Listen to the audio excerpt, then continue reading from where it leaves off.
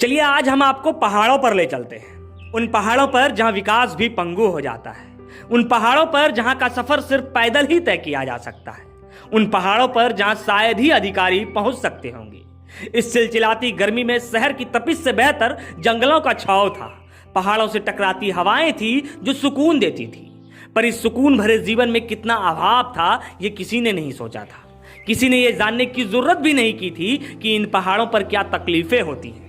Elite class के लोग जिस तरह इन पहाड़ों पर रहने वाले लोगों को कीड़े मकोड़े समझ छोड़ देते हैं, इसका जीता जागता प्रमाण ये खबर आज आपको देगा।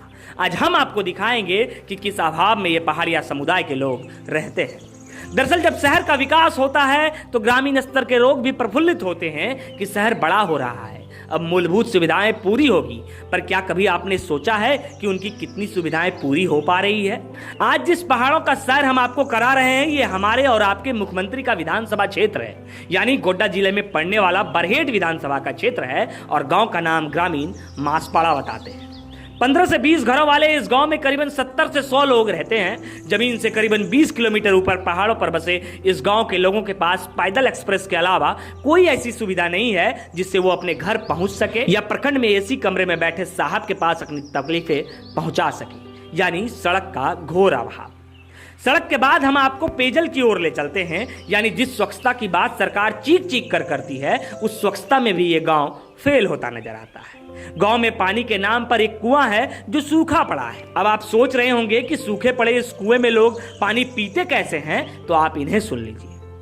और ये जो कुआं था तो उसमें फिर वो तो सूखता होगा फिर? हाँ, ये तो मतलब बहुत गर्मी शुरू होने के बाद 1-2 आदमी के लिए पानी होता है। अच्छा, नहीं होता। फिर इंतजार करते हैं लोग। उसके बाद रात को वहीं 12 बजे जाता है लोग। रात में 12 बजे? हाँ, उसके बाद कोई 7 बजे सुबह, इसके बाद पानी नहीं मिलता। फिर नहीं मिलता। क्या दिक्कत है कुआं में, क्या परेशानी है? देखो ना क्या दिक्कत है, हम लोग को बहुत परेशान हो गया। पानी नहीं निकलता है? नहीं निकलता है, थोड़ा थोड़ा निकलता है। उसका ठीक है लेकिन बच्चा सब नहाता है। फिर सब कोई कैसे भरते हैं इसका पानी? फिर मान लिया जाए कि फिर सूख जाता होगा, 5 बाल्टी भरेंगे तो फिर कैसे करेंगे? ऐसे? हाँ? सुना आपने, कुआं में पानी सूख जाता है तो ग्रामीण इंतजार करते हैं कि पानी कुएं में रिसेगा तो वो भरेंगे और पिएंगे। यानी अगर आपको पानी प्यास लग जाए तो आपको तब तक इंतजार करना पड़ जाएगा जब तक कुआं चाह ना ले। फिर अगर पानी रिस भी जाए, आप 1 बाल्टी भर भी ले, तो आपको इस चीज का इंतजार करना पड़ेगा कि पानी के ऊपर पड़ी गंदगी कब नीचे बैठेगी ताकि आप उसे पी सके।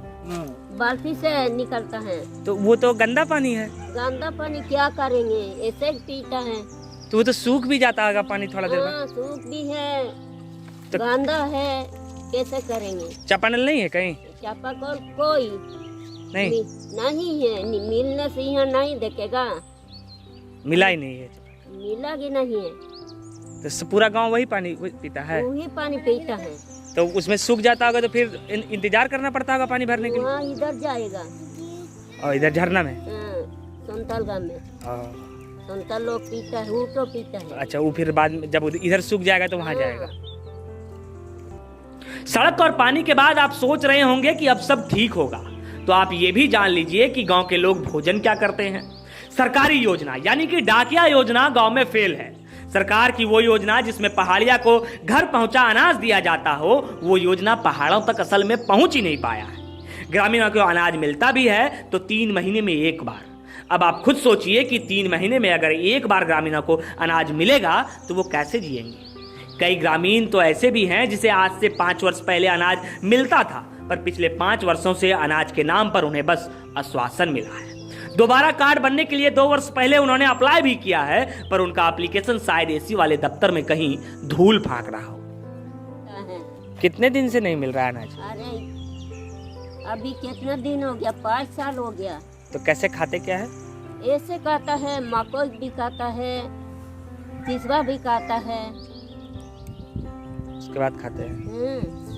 अपना काम करेगा, उठा उपाय होने से उठो खाता है, थोड़ा चावल खाता है, इतना बच्चों से।